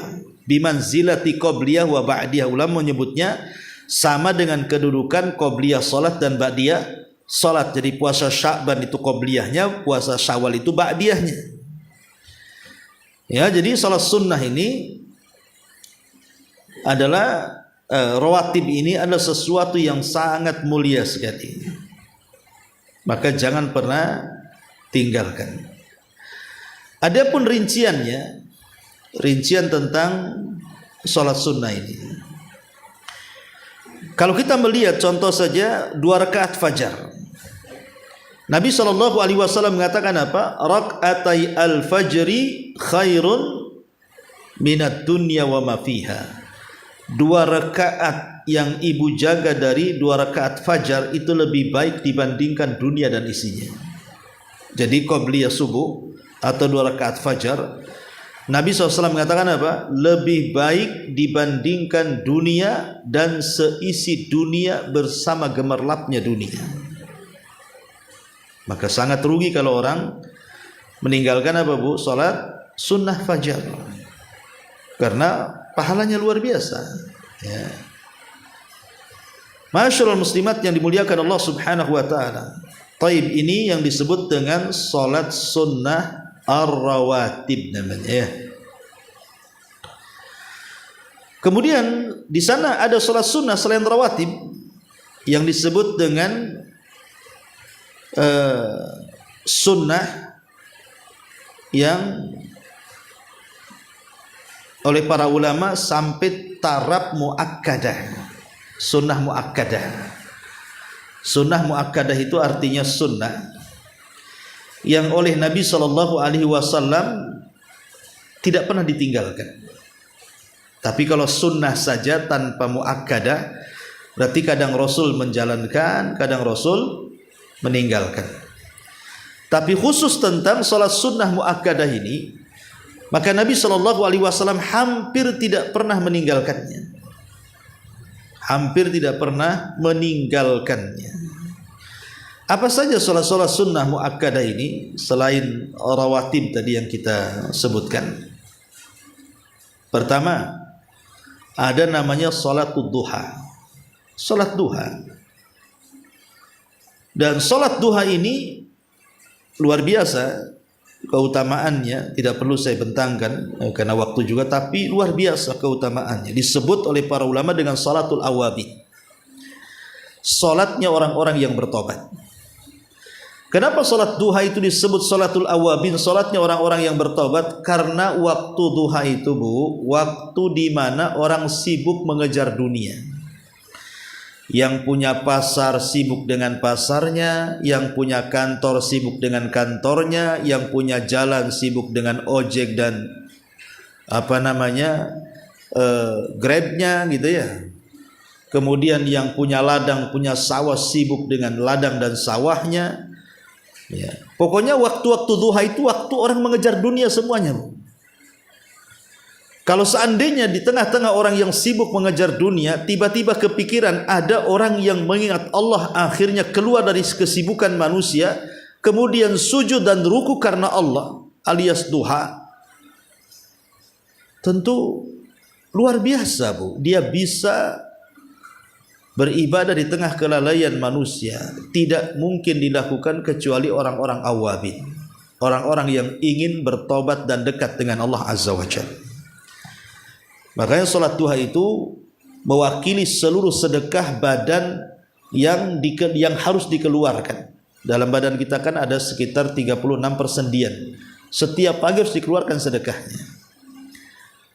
Dan itu tidak perlu dikeluarkan cukup dengan 2 rakaat duha. Ya tentu waktu duha adalah ketika terbit matahari, meninggi 1 tombak dan diakhiri zawal, datangnya waktu zuhur. Ini yang pertama. Yang kedua, tahiyatul masjid. Tahiyatul masjid.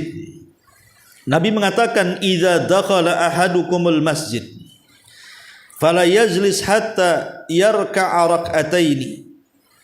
Apabila salah seorang di antara kalian masuk ke dalam masjid, maka jangan duduk kecuali melaksanakan salat 2 rakaat, atau disebut dengan tahiyatul masjid. Makanya kemudian Nabi pernah menegur Abu Dzar, seorang sahabat, dan mengatakan, "Ya Abu Dzar, inna lil masjid tahiyah." Hai Abu Dzar, di masjid ini ada penghormatannya.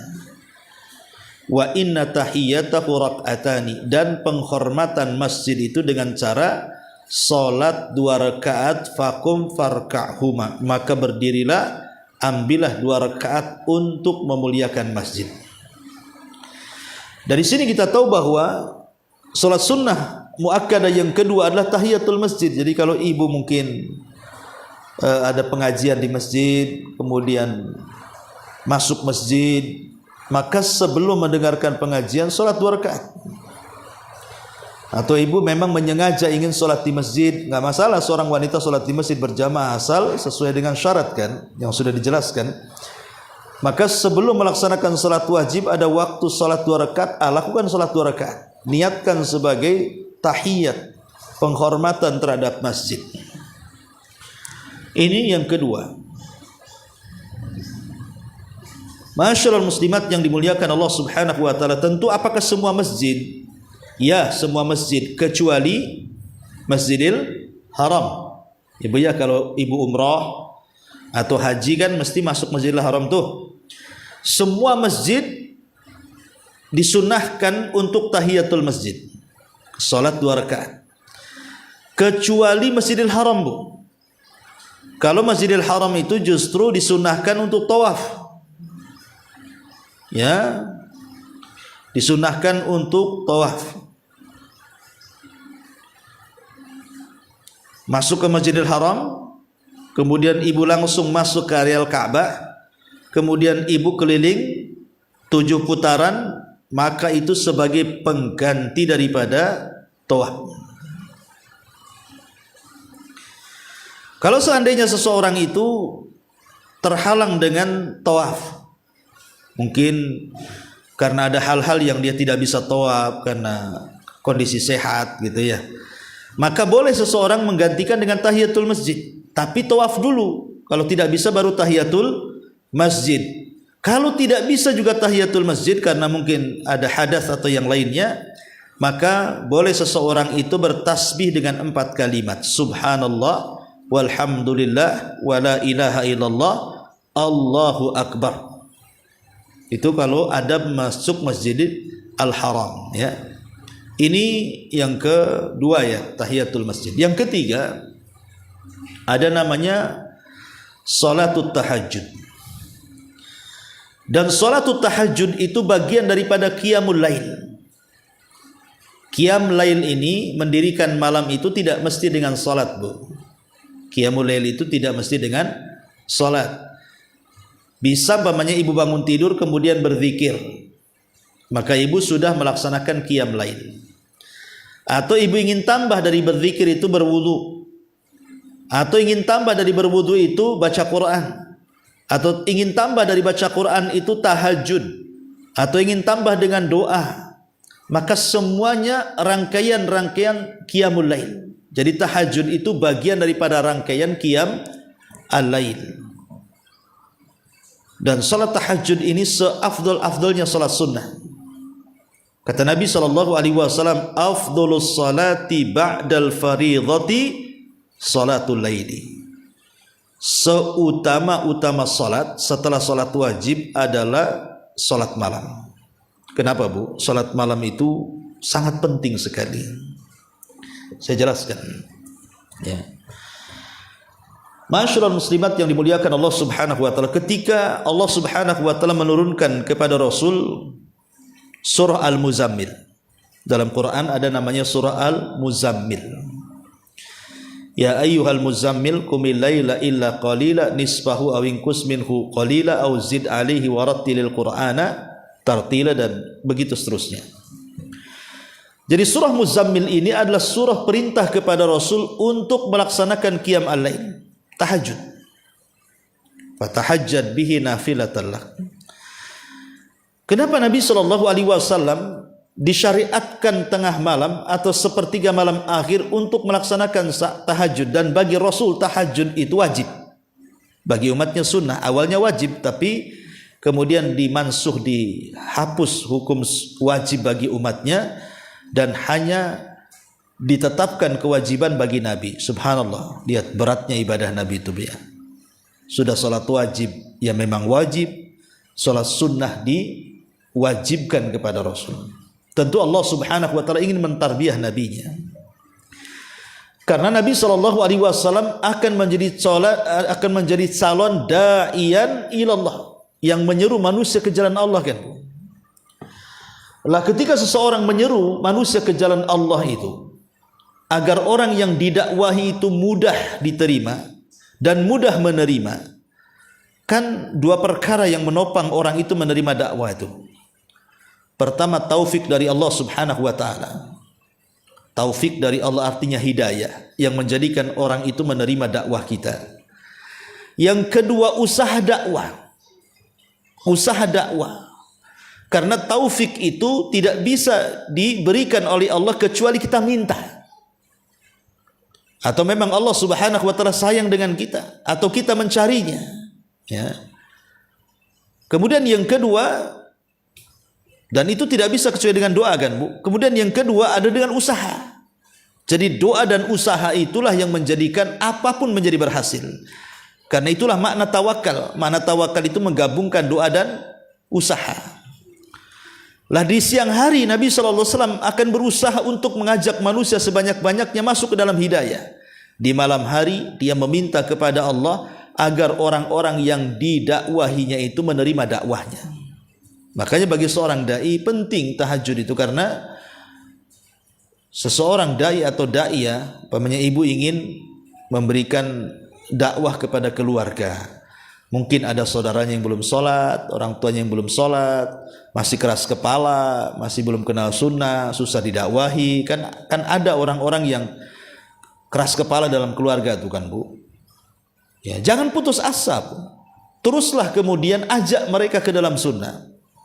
Kemudian di malam hari ibu bangun tahajud, meminta kepada Allah Subhanahu wa taala dan katakan, ya Rabb, besok saya akan dakwahi si anu, besok saya akan dakwahi orang tua saya, saudara saya, kerabat saya, tolong berikan hidayah taufik kepada mereka. Siang harinya ibu dakwahi. Itu namanya menggabungkan amal dan usaha, kan?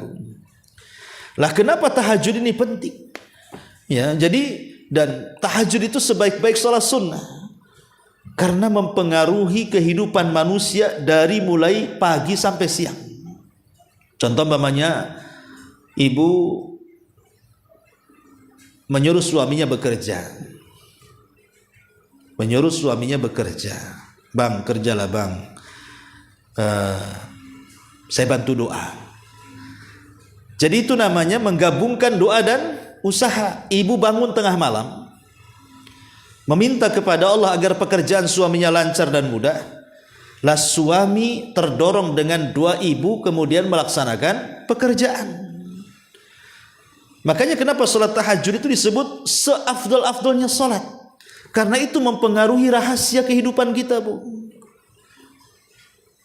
Ma'asyiral muslimat yang dimuliakan Allah Azza wa Jalla, terlebih lagi di sepertiga malam akhir saat kita kemudian bangun, ada hadis Nabi mengatakan, yanzilu rabbuna ila sama'id dunya fi kulli thuluthil lailil akhir wa dzalika kulla lailatin. Faqala Allah Azza wa Jalla li ibadihi man yad'uni fa astajibalah wa man yas'aluni fa u'tiyah wa man yastaghfiruni fa aghfiralah. Sesungguhnya Rabb kita setiap malam, khususnya sepertiga malam akhir, dia turun ke langit dunia. Kemudian Allah berfirman untuk kita. Apa firmannya? Siapa yang berdoa ku kabulkan, siapa yang minta ku kasih, siapa yang minta ampun ku ampuni dosa-dosanya. Subhanallah. Ya, lihat bagaimana Nabi SAW bersabda memberitahukan kepada kita bahwa setiap malam Allah menawarkan kekuatan dan kekuasaannya kepada kita. Makanya tahajud ini sangat luar biasa. Ini yang ketiga. Kemudian yang keempat, selain salat tahajud, di sana ada 2 rakaat wudu. 2 rakaat wudu, ya. Ibu wudu sebelum basah, sebelum yang air wudu yang basah melekat pada anggota wudu kita ini kering, ya, masih ada basah-basahnya, masih ada lembab-lembabnya, maka ibu lakukan salat sunnah wudu, 2 rakaat wudu, dan keistimewaannya luar biasa. Satu hari Nabi SAW pernah diperlihatkan sorga, bahkan bukan diperlihatkan, masuk lagi ke dalam sorga. Kemudian Nabi SAW mendengar ada suara terompah, suara sandal yang berjalan. Maka Rasul bertanya, kok ada suara sandal tapi tidak ada pemakainya? Jadi sandalnya aja yang berisik. Jadi kemudian ditanya, itu sandalnya siapa? Kok sudah ada di sorga, aku kedengaran berisiknya. Maka kemudian Rasul SAW diberitahu bahwa itu kedua sandal Bilal bin Rabah. Kedua sandal Bilal ibn Rabah. Maka Rasul pun kemudian setelah peristiwa itu memanggil Bilal. Kemudian mengatakan, ya Bilal, inni sami'tu khaskhasataka fil jannah, madza tasna? Bilal, aku waktu di sorga mendengar suara terompah sandalmu. Ibadah apa yang kau lakukan sebenarnya? Maka Bilal menjawab, tidak ada wahai Rasul kecuali ma sallaitu ma tawaddatu wudhu'an illa wa qad sallaitu rak'atain. Tidaklah aku melakukan wudu kecuali setelahnya melaksanakan salat sunnah wudu. Dan Bilal dikenal tidak pernah meninggalkan 2 rakaat wudu. Istiqomah dia dengan itu. Makanya Bilal itu terkenal sahabat yang paling menjaga wudu. Kalau habis wudunya batal, wudu lagi, batal, wudu lagi, batal, wudu lagi. Luar biasa, Bu. Dia menjaga kesucian dirinya. Ya. Ma'asyiral muslimat yang dimuliakan Allah Subhanahu wa taala, ini juga termasuk salat sunnah 2 rakaat wudu. Termasuk juga salatut tarawih. Salat tarawih, ya, salat tarawih di bulan Ramadan, ya. Sebenarnya salat tarawih itu bagian daripada qiyamul lail. Tetapi qiyamul lail yang diawalkan. Kalau tahajud itu kan qiyamul lail yang diakhirkan. Nah, istilahnya seperti itu. Tahajud qiyam lail yang diakhirkan, tarawih qiyam lail yang diawalkan. Dan tentang masalah ini Rasul mengatakan, man qama ramadanan imanan wa ihtisaban ghufira lahu ma taqaddama min dhanbi. Barang siapa yang menegakkan di malam hari, ya mungkin dengan tarawih, dengan tahajud, dengan Quran, dengan yang lainnya, maka Allah akan ampuni dosa-dosanya. Ghufira lahu ma taqaddama min dhanbi, yang sudah berlalu dari dosanya. Nah, ini juga termasuk salat sunnah, ya. Salat sunnah adalah salatut tarawih. Termasuk juga salat al-istikharah, Bu. Salat istikharah. Salat istikharah itu kalau ibu ada 2 pilihan yang tidak bisa kecuali harus memilih dua-duanya, maka istikharah. Ya. Kalau ibu punya anak putri, ada 2 yang melamar. Jadi anak putri ibu dilamar oleh 2 santri Jabal Uhud umpamanya. Yang satu hafalannya 15 juz tapi ganteng, yang satu 30 juz kurang ganteng pula. Yang satu 30 juz ya biasa gitu ya tampangnya, yang satu pula ganteng tapi pula separuh Quran dia hafal. Nggak mungkinlah dua-duanya diterima, ya kan? Nggak mungkin dua-duanya diterima. Maka ibu istikharah, bilang sama suami kita istikharah, karena namanya anak gadis itu pilihannya tetap orang tua. Tapi kalau janda itu pilihannya kembali kepada orangnya, orang tua itu hanya merestui saja. Tapi kalau gadis, maka orang tua intervensi boleh. Nak, jangan yang itu, nggak bagus akhlaknya. Nak, jangan yang ini begini. Boleh orang tua intervensi, tapi jangan dikawinkan paksa. Ya, karena kawin paksa ini kalau sampai tidak ridho tidak sah, fasakh nikahnya. Seperti kisah Datuk Maringgi itu. Jadi ya kita kasih pilihan, nah ini bagus. Makanya kenapa supaya anak itu nurut sama orang tua, ngikuti pilihan orang tua yang terbaik bagi anaknya. Makanya doktrin dari kecil anak gadis itu. Dan jangan dikasih handphone, pasti dia cari jodoh di Facebook atau di TikTok kan gitu. Sekarang kan banyak filter bu, ganteng, rupanya hitam pula orangnya, pakai filter rupanya. Ya, jadi macam-macam peristiwa. Makanya surat istikharah itu penting supaya Allah yang memilihkan. Kenapa kemudian kita disunahkan surat istikharah bu? Supaya Allah yang memilihkan. Kalau Allah yang memilihkan kan pasti akan memilihkan terbaik bagi kita. Istikharah. Nanti Allah subhanahu wa ta'ala akan buka tuh. Oh ini yang terbaik, ini yang terbaik. Jangan gitu kancing. Ya, tetapi minta kepada Allah subhanahu wa ta'ala supaya minta jalan terbaik. Maka Allah subhanahu wa ta'ala akan berikan yang terbaik kepada kita. Dan salat istikharah juga bagian daripada salat sunnah. Ya. Ma'asyiral muslimat, adapun salat tasbih memang terjadi silang pendapat ya. Kalau salat tasbih ini ada yang melemahkan hadisnya sehingga mengatakan salat tasbih bid'ah. Ada yang mengatakan tidak sunnah karena sahih hadisnya. Ini masalah tashih dan tad'ib saja. Ada yang mengatakan bagi yang mensahihkan ya sunnah, bagi yang melemahkan maka bid'ah. Itu salat tasbih namanya ya. Ma'asyiral muslimat yang dimuliakan Allah subhanahu wa ta'ala. Adapun salat-salat yang sifatnya berjamaah, salat-salat sunnah yang bersifat berjamaah, seperti salat istisqa, ya kan, itu kan berjamaah di tanah lapang kecuali di Masjidil Haram.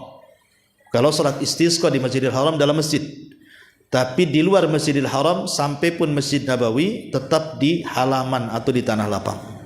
Ya. Kemudian selain salat istisqa, salat minta hujan, di sana ada salat kusuf namanya, Ibu ya. Salat kusuf itu salat gerhana, dan gerhana itu ada dua macam, ada kusuf, ada khusuf, ada pakai kaf, ada pakai kha. Kusuf, khusuf. Lihat gerhananya, karena gerhana dua macam, ada matahari dan bulan. Kalau matahari disebut kusuf, kalau bulan disebut khusuf namanya. Lah dua-duanya juga disunahkan di tanah lapang kecuali di Masjidil Haram, di dalam masjid. Itu juga sunnah rame-rame gitu ya. Salat gerhana sampai terang dan disunahkan dipanjangkan bacaannya. Ya. Kemudian ada namanya salat Id, dan salat Id juga ada dua, ada Idul Fitri, ada Idul Adha, dan itu dianjurkan di tanah lapang. Dan bagi wanita yang haid pun tetap dianjurkan hadir di tanah lapang walaupun tidak salat tapi mendengarkan khutbah. Ya. Jadi itulah diantara salat-salat sunnah yang bersifat berjamaah tadi. Ma'asyiral muslimat yang dimuliakan Allah Azza wa Jalla, ada yang disebut dengan salat mutlak, Bu. Ada yang disebut dengan salat sunnah mutlak. Salat sunnah mutlak ini dia tidak ada hitungannya. 2 rakaat salam, 2 rakaat salam, 2 rakaat salam, terserah mau berapapun, itu disebut mutlak. Seperti umpamanya seseorang yang bapak datang ke masjid di waktu Jumat umpamanya kan, Pagi-pagi buta lah, dia jam 8 ada di masjid supaya dapat unta. Ya. Jadi jam 8 itu dia di masjid. Maka dari jam 8 sampai khotib naik mimbar, boleh si bapak ini melaksanakan 2 rakaat salam, 2 rakaat salam, 2 rakaat salam terus sampai khotib naik mimbar tanpa dihitung berapa rakaat. Itu namanya sholat sunnah mutlak, Bu. Sholat sunnah mutlak, ya kan? Kemudian ada sholat sunnah yang bukan rawatib. Ada sholat sunnah yang bukan rawatib selain daripada yang 12 rakaat, ada yang mengatakan 14 rakaat. Jadi rawatib itu memang ada 2 pendapat. Ada yang mengatakan 12 rakaat, ada yang mengatakan 14 rakaat. Yang 12 sudah jelas tadi hitungannya, tapi yang 14 ditambah dengan 2 rakaat setelah zuhur. Jadi setelah zuhurnya 4 rakaat, sebelum zuhurnya 4 rakaat. Tapi bagi yang mengatakan 12, sebelum zuhurnya 4 rakaat, setelah zuhurnya 2 rakaat. Berarti yang 2 rakaatnya bukan ba'diyah. Itu saja di situ perbedaannya. Tapi di sana ada sholat sunnah nafilah saja, seperti mamanya sebelum maghrib. Maka bisa dilakukan, bisa tidak, tergantung waktunya. Ibu ada waktu ya lakukan, nggak ada waktu ya sudah. Kemudian juga sebelum asar, 4 rakaat sebelum asar. Jadi 4 rakaat sebelum asar itu sholat sunnah biasa. Ataupun 2 rakaat sebelum isya. Dan itu berdasarkan hadis Nabi SAW, likulli adzanaini sholatun, setiap di antara 2 adzan, maksudnya adzan dan qomat itu ada sholat. Itu disebut dengan sholat sunnah nafilah ghair, yang bukan rawatib. Ya. Ma'asyiral muslimat yang dimuliakan Allah Azza wa Jalla. Tetapi sholat-sholat sunnah ini, Bu, ada waktu-waktu yang tidak boleh seseorang sholat di situ. Pertama, setelah sholat subuh sampai terbit matahari, tidak boleh melaksanakan sholat sunnah di situ. Yang kedua, terbit matahari sampai setelah sholat asar sampai terbenam. Kemudian dari terbenam, maksudnya matahari menguning sampai betul-betul hilang kuningnya dan masuk malam. Atau yang kelima, ketika matahari berada di atas kepala siang-siang. Itu tidak boleh sholat sunnah di waktu-waktu terlarang. Tetapi yang dimaksud larangan di waktu-waktu ini adalah sholat sunnah yang selain dzatul asbab. Adapun sholat sunnah dzatul asbab bisa dilakukan di waktu larangan atau di luar waktu larangan.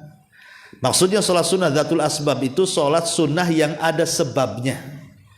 Masuk masjid, sholat, ya karena sebab masuk masjid. Sholat jenazah, ya karena ada kematian. Sholat gerhana, karena ada gerhana.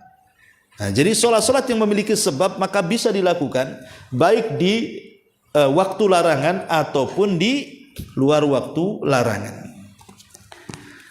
Ma'asyiral muslimat yang dimuliakan Allah, inilah diantara rincian secara singkat, Bu, karena juga waktu masih mengisi di tempat lain, tentang hukum-hukum atau tingkatan-tingkatan seputar sholat sunnah.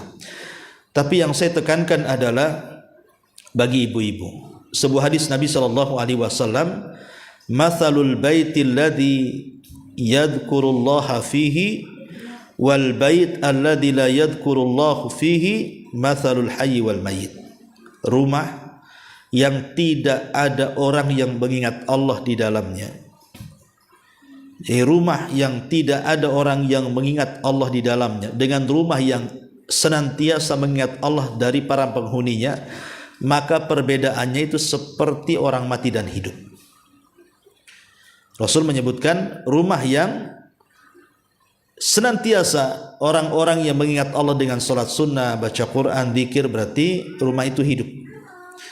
Tetapi rumah itu kalau tidak ada sholat sunnahnya, tidak ada baca Qurannya, tidak ada zikirnya, berarti rumah itu mati. Apa maknanya? Mati dan hidup di sini, mati, hidup dan mati di sini artinya hatinya. Jadi orang yang di rumahnya itu senantiasa sholat, berzikir, baca Quran, berarti hati-hati orang yang di rumah itu hidup. Tapi kalau di rumah itu tidak ada sholat, tidak ada zikir, tidak ada baca Quran, berarti hati-hati penghuninya mati. Dan bahaya kalau hati-hati penghuninya mati, hidayah susah masuk. Akan banyak pertengkaran, akan banyak masalah di dalamnya. Makanya kenapa sholat sunnah itu sangat penting dilakukan di rumah, baik bagi laki-laki atau perempuan. Dan yang perempuan tentu lebih lagi, karena memang mereka wajib saja di rumah, apalagi yang sunnah. Tapi bagi laki-laki, tempat yang terbaik melaksanakan sholat sunnah itu di rumah. Boleh di masjid, tapi sekali lagi tempat terbaik itu adalah di rumah. Karena Nabi yang mengatakan, idza qada ahadukumus salata fi masjidihi falyaj'al li baitihi nasiban min salatihi fa innallaha ja'ilun fi baitihi min salatihi khairan. Apabila seseorang hendak mengqadha salatnya di masjid, sampai di masjid sudah bubar si bapak ini, pulang ke rumah, salat di rumah.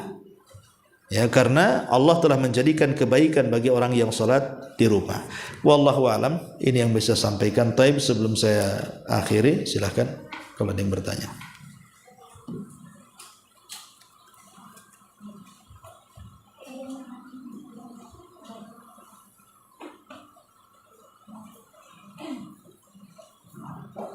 Bismillahirrahmanirrahim. Assalamualaikum warahmatullahi wabarakatuh. Waalaikumsalam warahmatullahi wabarakatuh. Ustaz, mau bertanya, ketika kita sholat tahajud malam, ini pengalaman pribadi saya gitu.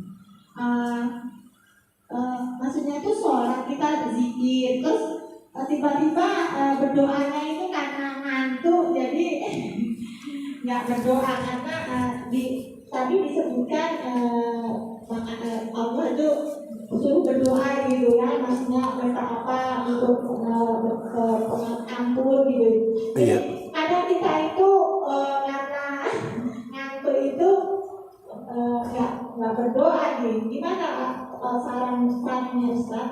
Mohon saran. Iya, alhamdulillah. Iya, berdoa itu kan tidak mesti setelah sholat. Sebelum sholat juga bisa. Ya, kalau ibu ingin berdoa, ya berdoa, itu bagian daripada qiyamul lail. Kalaupun tidak berdoa, ya tidak ada masalah kalau ibu sudah tahajud. Sebaik-baik qiyamul lail itu kalau yang menggabungkan 5 perkara tadi.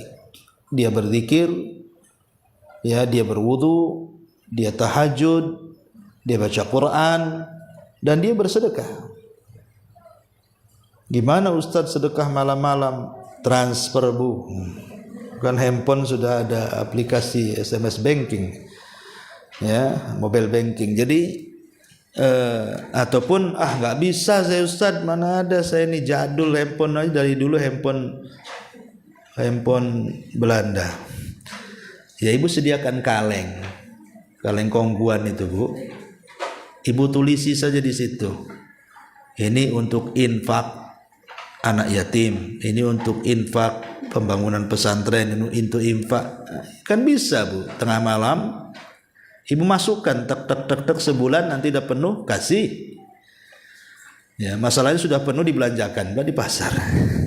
Pinjam dulu, lupa ngembalikan. Jadi bisa seseorang itu melaksanakan amal. Jadi tahajud itu salah satu dari qiyamul lail. Salah satu dari qiyamul lail. Boleh mengambil tahajudnya saja, boleh mengambil doanya saja, bisa. Kalau malas sholat, ya baca Quran. Kalau malas juga baca Quran, ya berzikir. Kalau malas berzikir, ya berwudu sajalah, udah habis itu tidur lagi, ya. Tapi begini, Bu, yang harus dipahami sholat malam itu, ya. Jangan terfokus tentang keutamaan yang besar bagi sholat malam, sehingga seseorang akhirnya dilupakan dengan subuh. Ada orang yang menghabiskan malam dengan giatnya, dengan semangatnya. Ketika datang subuh dia mengantuk, dia tidak semangat sholat subuh. Itu terbalik, Bu. Lebih baik ibu tidak usah tahajud kalau subuhnya malas. Karena subuh itu wajib, Bu, hukumnya. Tahajud itu sunnah. Ngapain bela-bela yang sunnah kemudian memadaratkan yang wajib?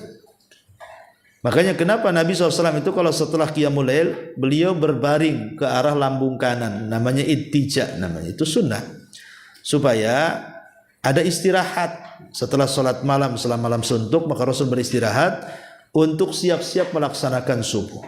Makanya apa kata Rasul? Falyastarih qaimuha falyastaiqid naimuha. Beristirahatlah bagi yang sudah tahajud sebelum subuh dan bangunkan orang yang tidur untuk melaksanakan subuh.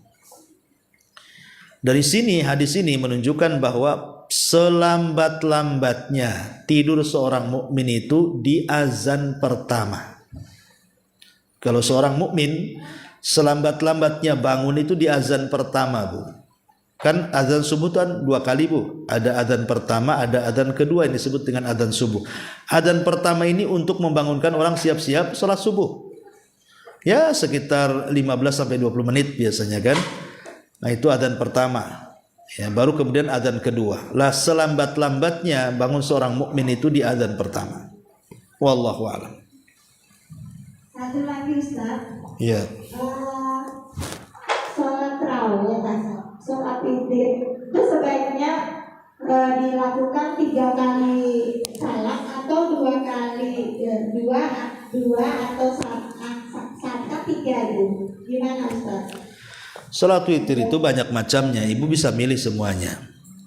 Bisa milih yang 3 rakaat dengan 2 kali salam, bisa memilih 3 rakaat dengan 1 salam, bisa memilih 5 rakaat dengan 1 salam. Tetapi yang jadi persoalan, jangan samakan gaya sholat sunnah dengan sholat wajib. Seperti mamanya ibu sholat witir 3 rakaat 1 salam, kemudian menggunakan 2 tasyahud. Apa bedanya dengan maghrib? Maka nggak boleh.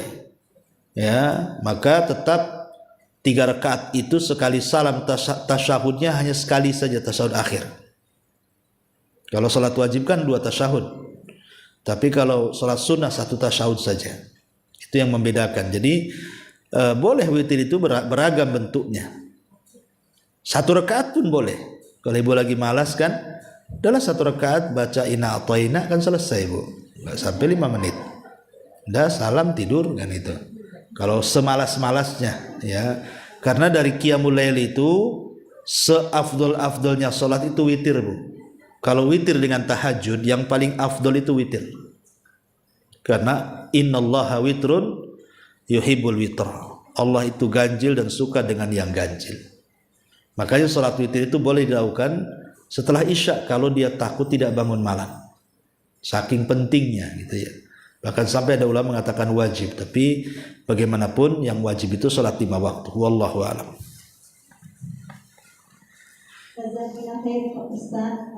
Oh, jazakillah gimana? Saya laki-laki, Bu. Ya. Baik. Sampai di sini aja, Bu. Ini sudah hampir jam 10. Mudah-mudahan bermanfaat. Subhanakallahumma bihamdika asyhadu an la ilaha illa anta astaghfiruka wa atubu ilaik. Allahu ta'ala. Assalamualaikum warahmatullahi wabarakatuh. Allah sebagai Rabb, Islam sebagai agama, dan Muhammad sallallahu alaihi wasallam sebagai nabi. Maka Allah Subhanahu